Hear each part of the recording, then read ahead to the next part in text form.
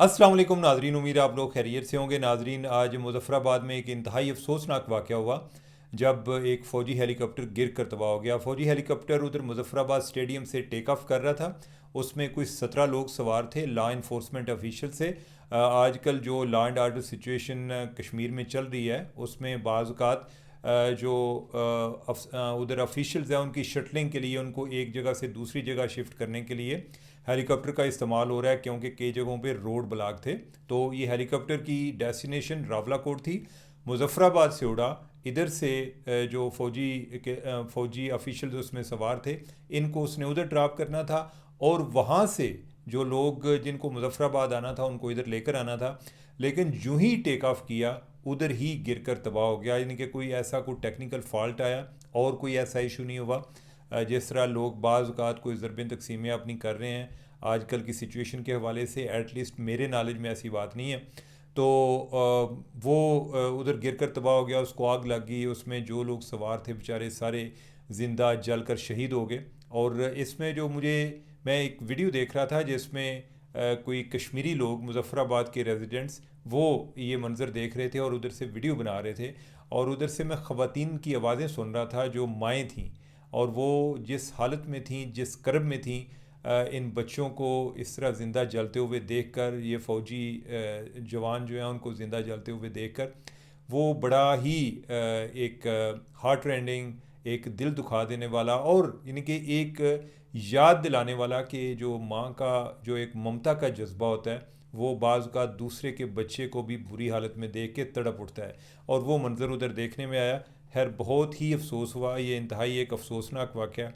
अब इसी से रिलेटेड मैं एक बात भी करता जाऊँ कि आज राना सनाउल्लाह जो कि वफाकी वज़ीर हैं, उन्होंने सेनेट में एक बयान दिया है। उन्होंने कहा कि ये जो जॉइंट एक्शन कमेटी है उनके साथ जो मुज़ाकरात हो रहे थे, ये कोई 2023 से इन्होंने कोई ये अमल में आई है, कायम हुई है, और इन्होंने अपने एहतजाज और मुख्तलिफ मुतालबे रखना शुरू किए हैं।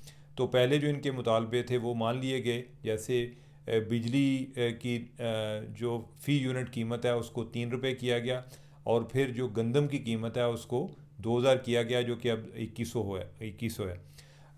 और अभी जो है ये मुतालबा शुरू हो गया। तो वो कह रहे हैं कि जब हमारे उनसे मुज़ाकरात हो रहे थे तो उन्होंने कहा कि उनका एक ये भी मुतालबा था कि हल्फनामे से, जो कि कश्मीर में जो पार्लियामेंट में या जो कि उधर जब कोई वज़ीर आज़म बनता है, जो चीफ़ जस्टिस बनता है, जो सदर बनता है, उनके हल्फनामे में एक ही चीज़ शामिल है कि कश्मीर का पाकिस्तान के साथ इल्हाक़ किया जाएगा। तो इन जॉइंट एक्शन कमेटी वाले लोगों का ये मुतालबा था कि इसको भी निकाला जाए, इस बात को कि इसका पाकिस्तान के साथ कश्मीर का इल्हाक़ होगा, इसको हल्फनामे से निकाला जाए। और उन्होंने कहा कि हमने उन्हें कहा कि इस पर रेफरेंडम करा लें, तो वो रेफरेंडम के लिए भी तैयार नहीं थे।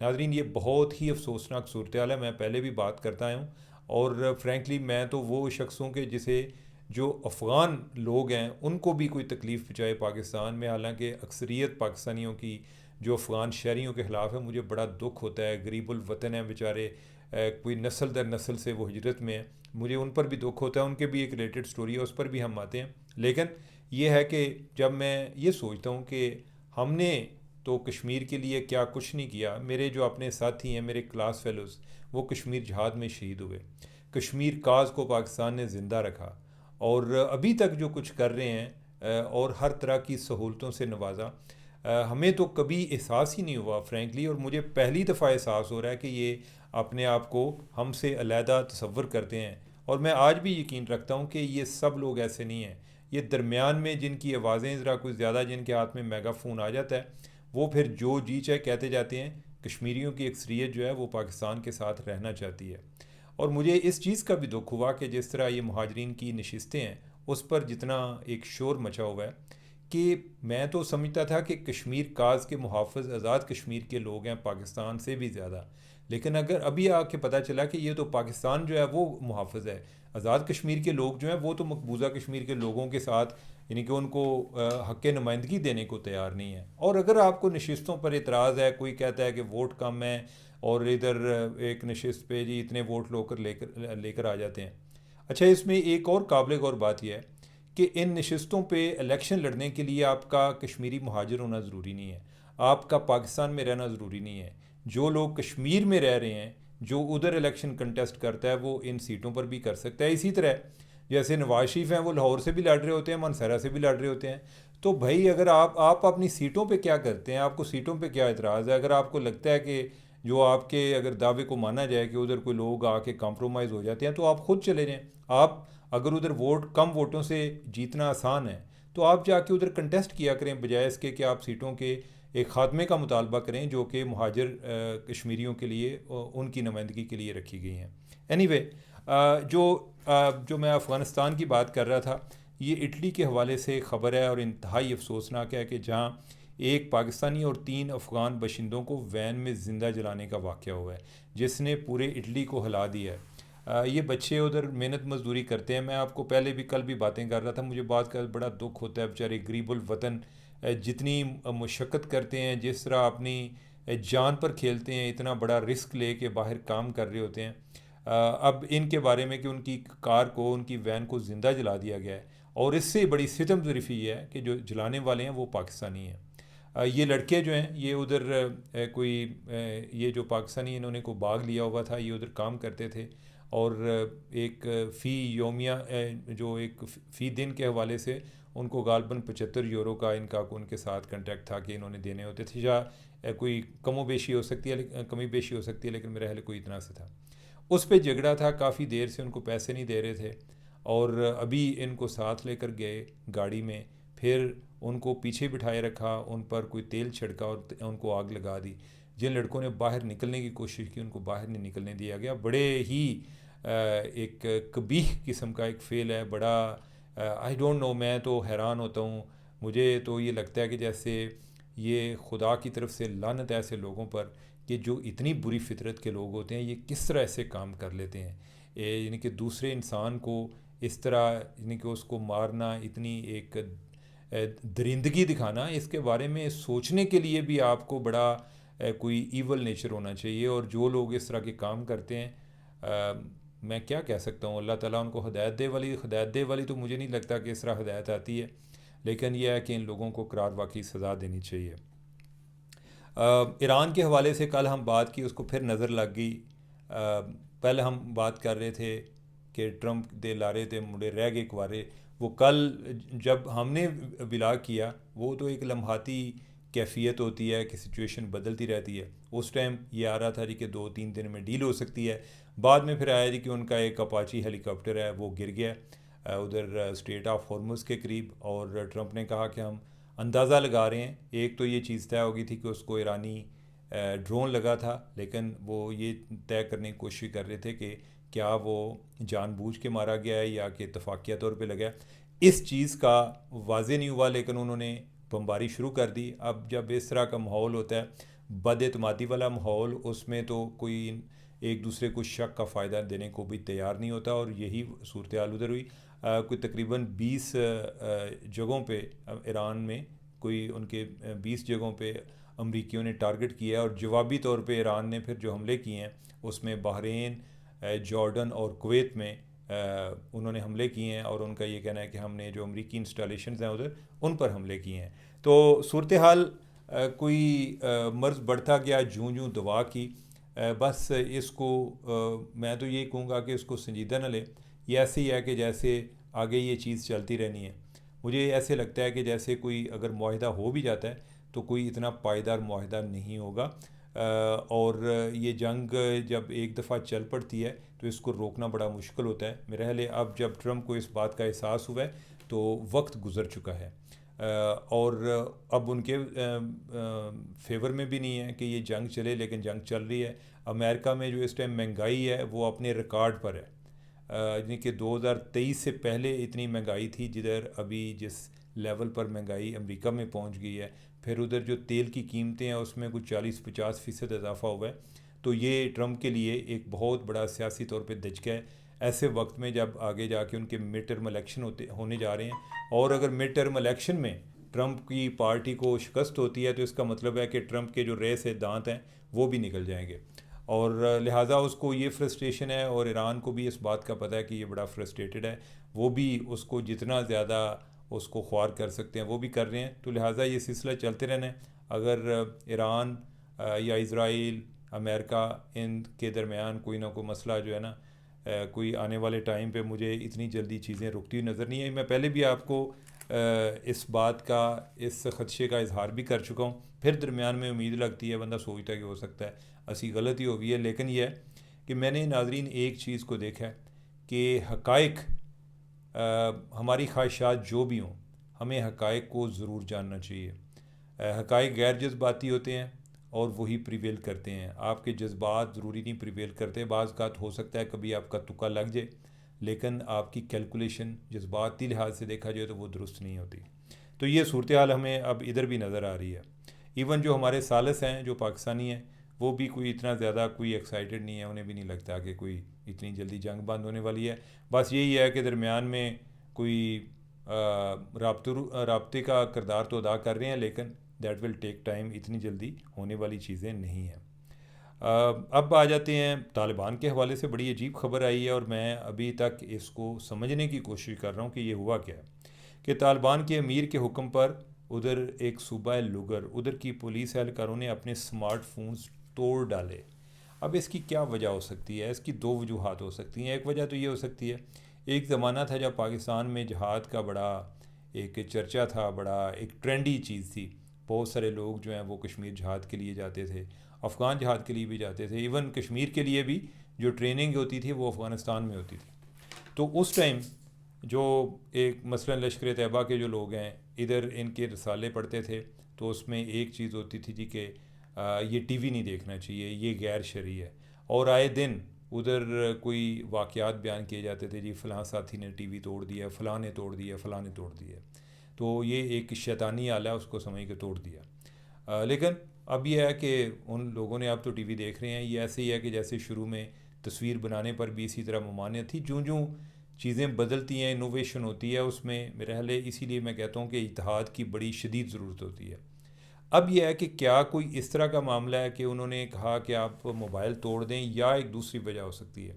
और दूसरी वजह यह है कि मोबाइल जो है ना वो आपका मुलाजम भी है और आपका जासूस भी है। ऐसे ही है कि जैसे यानी कि उससे ज़्यादा को मुखबरी आपकी नहीं कर सकता। आप वो कहते हैं पुराने ज़माने में तो खैर यानी कि इतना पुराना भी नहीं, यानी कि वो होता था कि अगर कोई लड़के का रिश्ते देखने जाते थे तो पहले उसके इर्द गिर्द लोगों से पूछते थे कि कैसा है लड़का। लड़का जाकर देखते थे। आजकल जो है ना वो एक लतीफ़ा है कि अब कहते हैं कि हमने लड़का नहीं देखना, लड़के का फ़ोन देखना है कि लड़के के फ़ोन में क्या है। उससे उसकी पूरी एक रिपोर्ट आ जाएगी कि क्या करता है, किस पानी में है, कितने पानी में है। तो एक तो ये चीज़ है कि जो मोबाइल है वो एक तरह की आपकी स्पाइंग भी करता है। और एआई के टाइम में ये चीज़ और बढ़ती जाएगी। लेकिन मैं नहीं समझता कि तालिबान जो हैं वो कोई एआई के बारे में, किस जानवर का नाम है इसके बारे में कुछ ज़्यादा कोई आगाही रखते हैं या कोई सोचते हैं। लेकिन जो दूसरी चीज़ है वो मुझे लगता है वो ऐसे ही है कि जो वाक़यात लबनान में हुए हिज़्बुल्लाह के हवाले से, आपको पता है कि हिज़्बुल्लाह के पेजर जो हैं वो एक्सप्लोड करना शुरू हो गए थे। हालांकि वो अपनी तरफ से बड़ी एक मिनिमम किस्म की टेक्नोलॉजी इस्तेमाल कर रहे थे। फ़ोन भी कुछ स्मार्टफोन इस्तेमाल नहीं कर रहे थे, पेजर इस्तेमाल कर रहे थे। एक दूसरे को बस मैसेज रिकॉर्ड कराया, भेज दिया। लेकिन जो इजरायली है वो उसमें भी उन्होंने इन्फिल्ट्रेट कर गए। शायद कोई उनको इस तरह की कोई थ्रेट है, कोई इस तरह का मामला है, लेकिन बात अभी तक वाज़ेह नहीं हुई कि किस वजह से ये आर्डर दिया गया है। एक और चीज़ आज लाहौर के हॉस्पिटल के हवाले से कि एक लेडी एचिसन हॉस्पिटल है, उसकी एमएस ने प्राइवेट ब्लॉक मरीज़ों के बजाय अपनी सास के लिए मुख्तस कर दिया।